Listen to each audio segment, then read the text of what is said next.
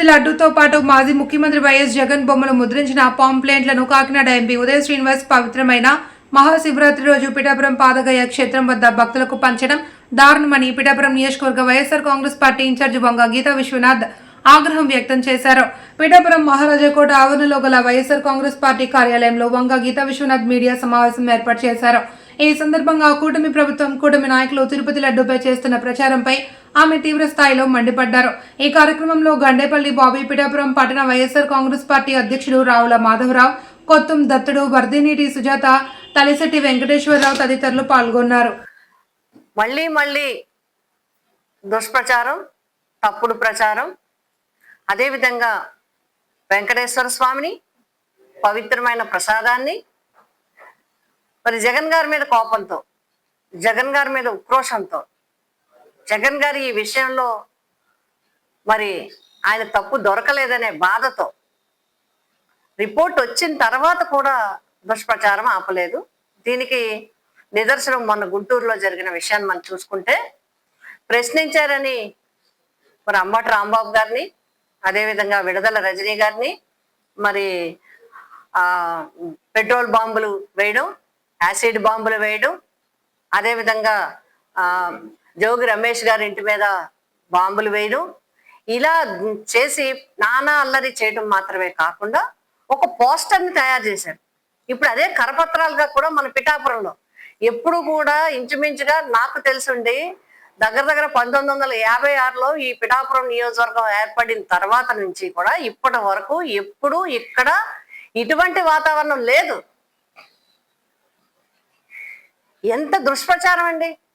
ఒక శివరాత్రి మహోత్సవం జరుగుతుంటే లక్షలాది మందులు భక్తులు వచ్చి శివ దర్శనం చేసుకుని శివ అనుకుంటూ శివరాత్రి ఎంతో ఉత్సవంగా స్వామి దర్శనం చేసుకుని వెళ్ళాలని వచ్చిన వాళ్ళకి రాజకీయ దురుద్దేశంతో, తప్పుడు ప్రచారంతో పాంప్లెట్ పంపే విధానం మాత్రం తీవ్రంగా ఖండిస్తున్నాం వైఎస్ఆర్సీపీ పిఠాపురం నియోజకవర్గం తరఫున. ఇప్పుడు పాంప్లెట్లు పంచటం, పాంప్లెట్లు ప్రింట్ చేయటం ఇది లీగల్ గా చాలా తప్పుది. నంబర్ 1. నంబర్ 2, మీరు పంచింది ఎక్కడ? శివరాత్రి రోజు ప్రఖ్యాతిగాంచిన దేశంలో 3 గయాక్షేత్రాలు ఉంటే, ఒక గయాక్షేత్రం మన దగ్గర ఉంటే లక్షలాది మందులు భక్తులు ఎప్పుడు లక్షలాది మంది, ఇంకా ఆయన 150 చెప్పారు, ఇప్పుడు 2 లక్షలు 3 లక్షలు వచ్చిన సందర్భాలు కూడా ఉన్నాయి. ఎప్పుడు పరం పవిత్రంగా చేస్తారు. అక్కడ రాజకీయం, భక్తులు వస్తుంటే పెట్టుకుంటారా? గతంలో చిన్న పార్టీలు సంత ఏ రోజు జరుగుతుందో, ఎందుకంటే జనం వస్తారు కదా, సంతలోకి వెళ్ళి పాంప్లెట్ పంచుకునేవారట. మీకు కూడా తెలిసే ఉంటది.